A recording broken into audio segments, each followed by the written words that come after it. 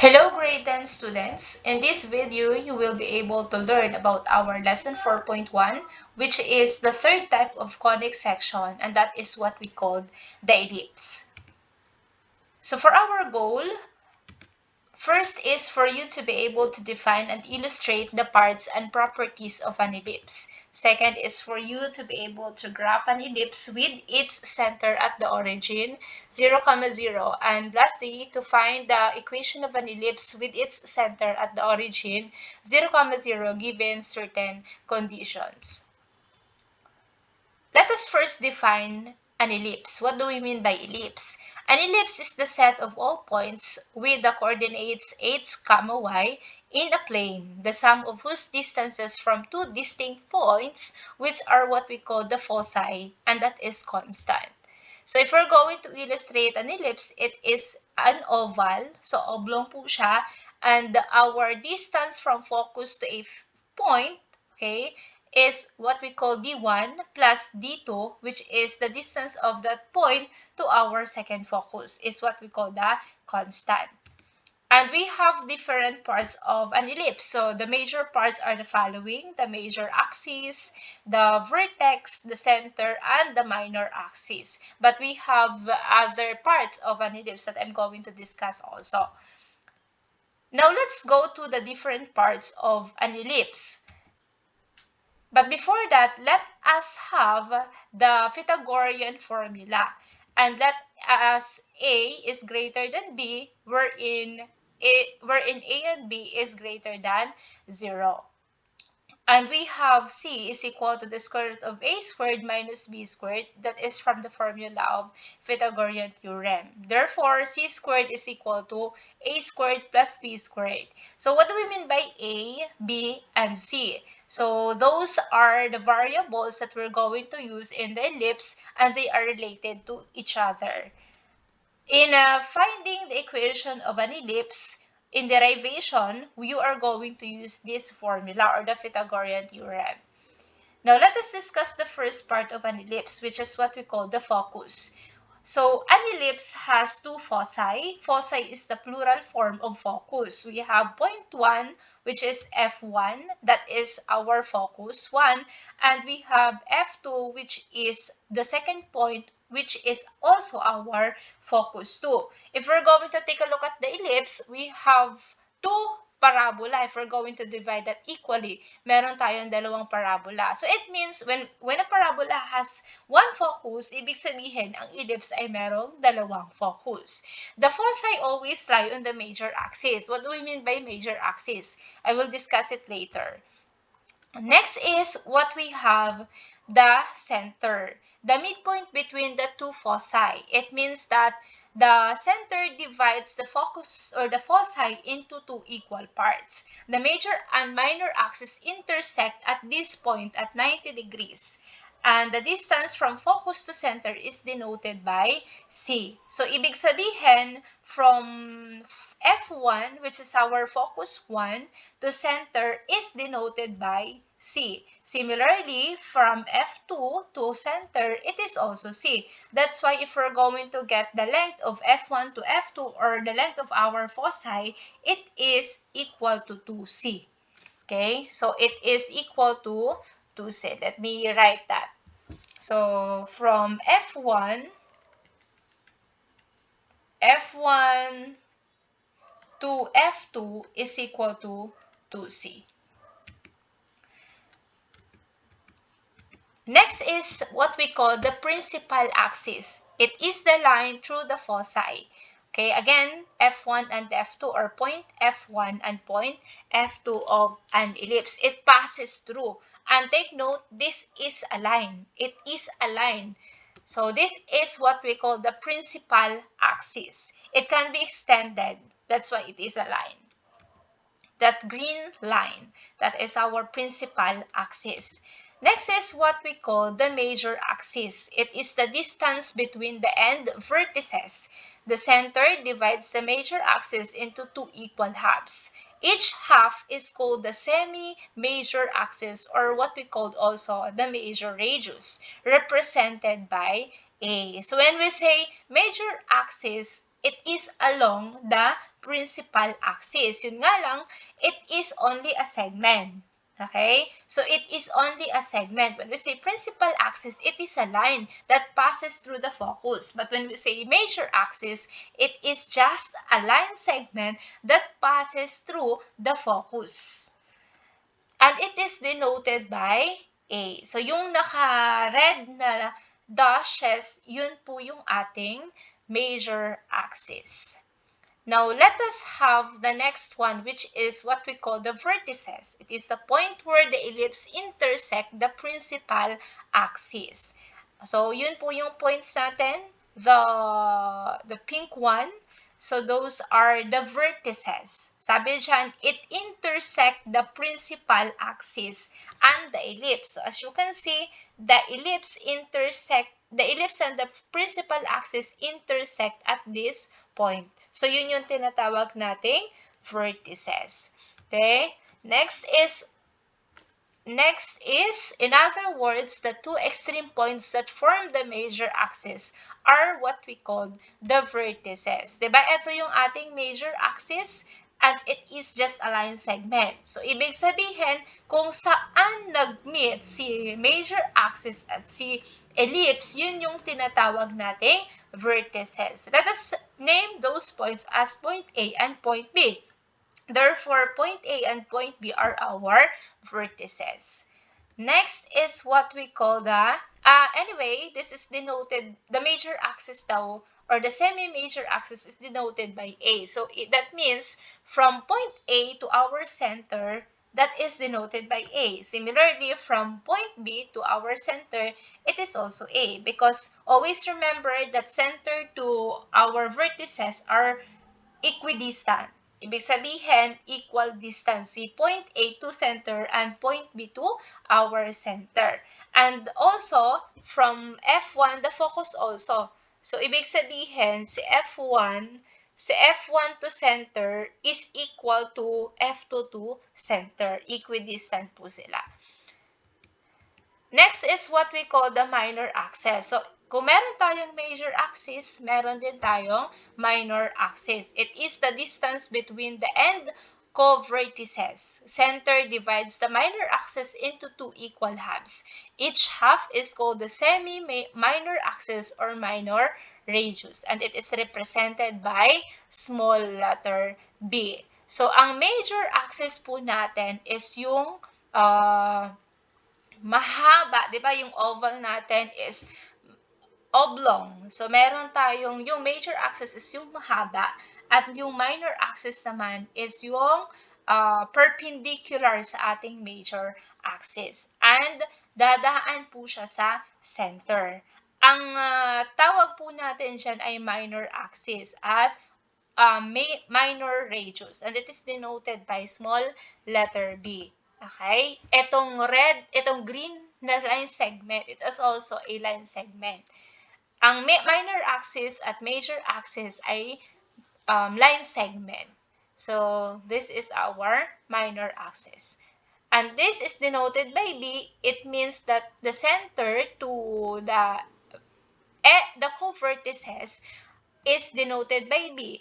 And also, center to the other co-vertices is denoted also by B. That means the minor axis is equal to 2B.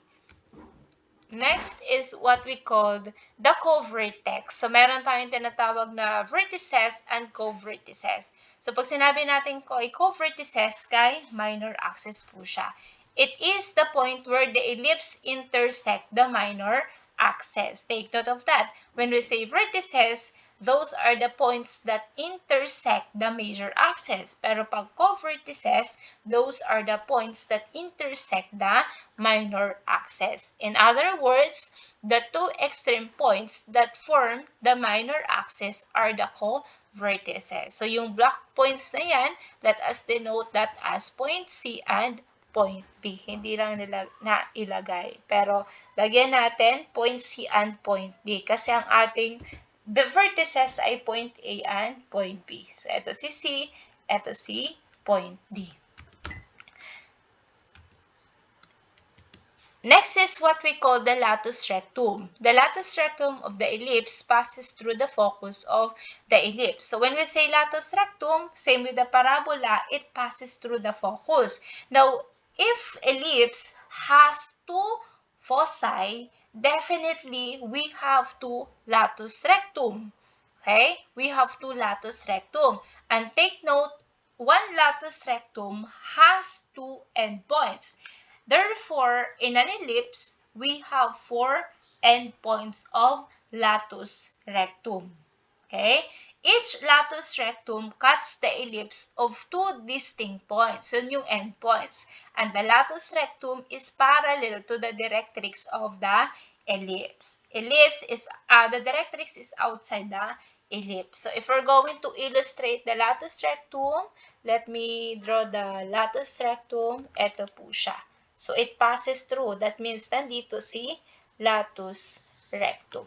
At ang endpoint niya ay yung dulo. Ito ngayon si endpoint ng ating latus rectum. Okay? Ito siya. Those are the latus rectum. Now, in derivation of the equation of an ellipse, we have separate video for that, and I hope you're going to watch that for you to easy understand saan ba nakuha yung equation ng ating ellipse. We have two types of orientation of ellipse. The first one is the horizontal ellipse. So ellipses can have only two orientation based on planes, x-axis or y-axis the foci lie on. So kung nasaan yung ating foci, ang ating ellipse ay nakadepende doon. So in this given figure, ang ating foci ay nasa x-axis. That means, or nasa x. Okay? It means ang ating ellipse ay horizontal ellipse. So, if it is an horizontal ellipse, it means ang equation natin is x squared over a squared plus y squared over b squared. Ito yon. If and is equal to 1. If and only if the center is at the origin, is at 0, 0. Okay? Ang nasa ilalim ng ating x squared is yung a squared. Okay? And then, yung sa ilalim naman ng y squared is si b squared. Take note ha, when we say a, it is the distance of the vertex to the center. And si b naman, it is the distance from co-vertex to our center. Ibig sabihin, laging mas malaki si a kay b, based on our definition a while ago.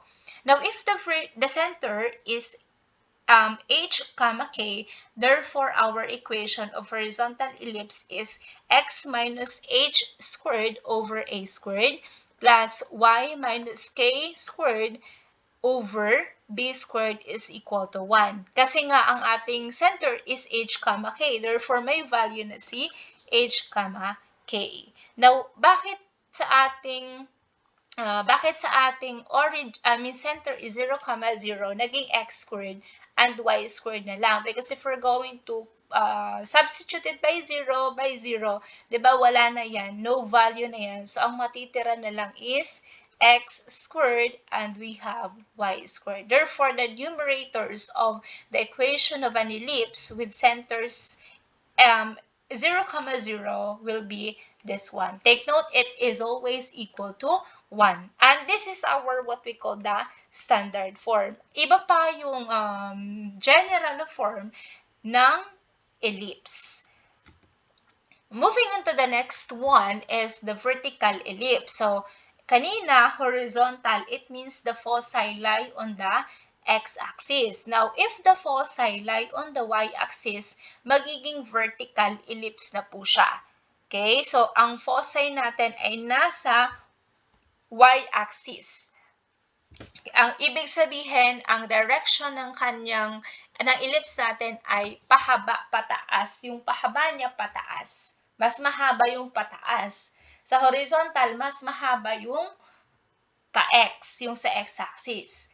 So the equation of the vertical ellipse, if the center is 0, 0, is x squared over b squared plus y squared over a squared is equal to 1. Laging equal kay 1 ang standard form. Now, take a look at the equation that we have. Diba kanina sa horizontal, itong b squared na to ay a squared. Tapos, itong a squared na to ay b squared. So, when it comes to vertical ellipse, palit lang natin si a squared at b squared. Bakit? Kasi 'di ba ang mas mahaba ngayon sa ating vertical ellipse ay yung nasa y-axis. Ibig sabihin, ang ating major axis ay nasa y-axis na kasi nandun si foci. Nakukuha? So, nandito ngayon si a squared. Okay? Pag may value na yan, ang mas malaking value nasa ilalim na ni y squared. Ang mas maliit na value ay na kay x squared. Okay? If the center is h, k, therefore, ang ating equation or standard form of the equation of an ellipse will be this one. The quantity of x minus h squared over b squared. Since nandito si x, nandito yung mas maliit na value.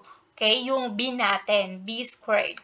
Plus the quantity of y minus squared over a squared. Since yan ay vertical ellipse, nandito naman si bigger value is equal to 1. Take note, laging equal kay 1.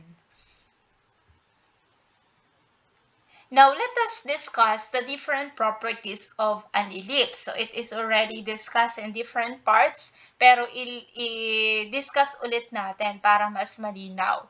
Okay? When we say properties of ellipse, ellipses have two foci or focal points. Her F1 and F2 are the two foci. So, may dalawang focus daw, F1 and F2.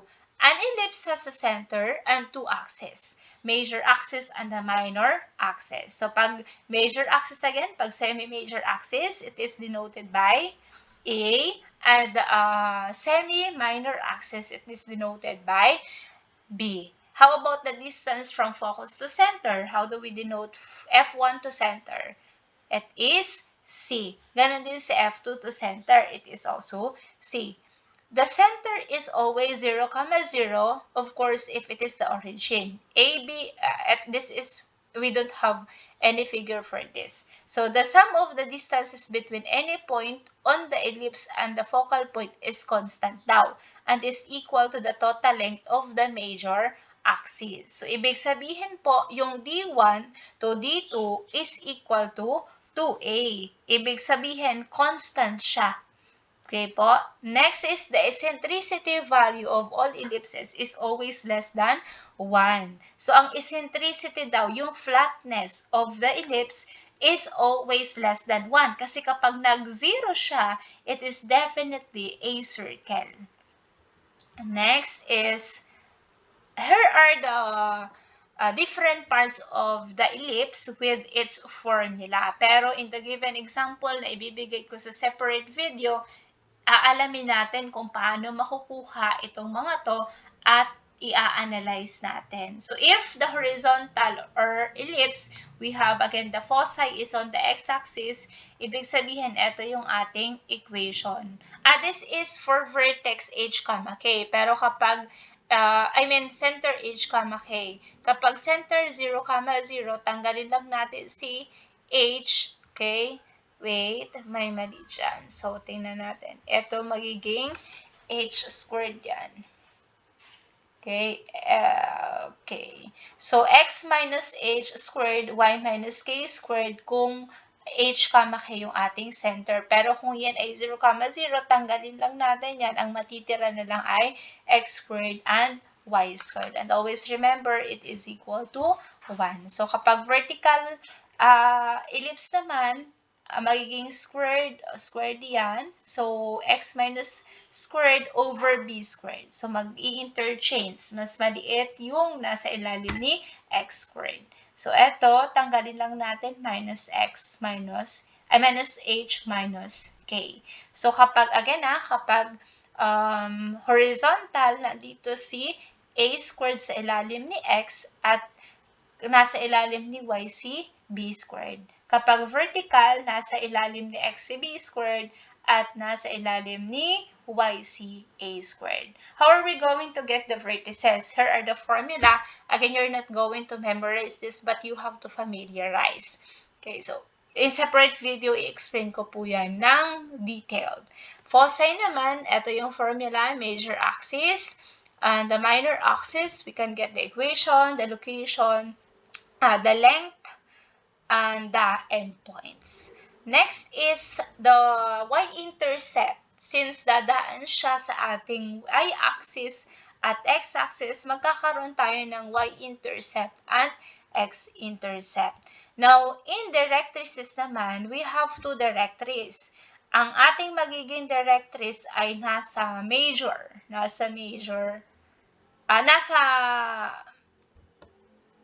parallel siya ni latus rectum.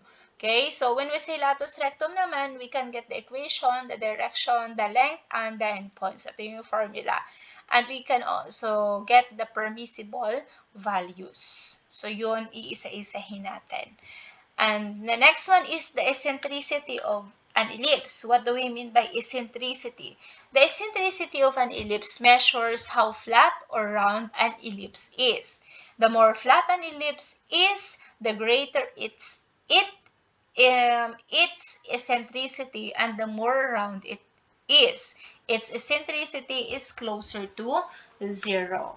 Okay? And the eccentricity as 1 is a straight line and 0 will be a perfect circle. So kapag equals to 1 siya, it is a straight line already. And kung ang eccentricity naman niya ay 0, it is a perfect circle. So ibig sabihin, hanggang 0.99 lang siya at 0.01. Okay?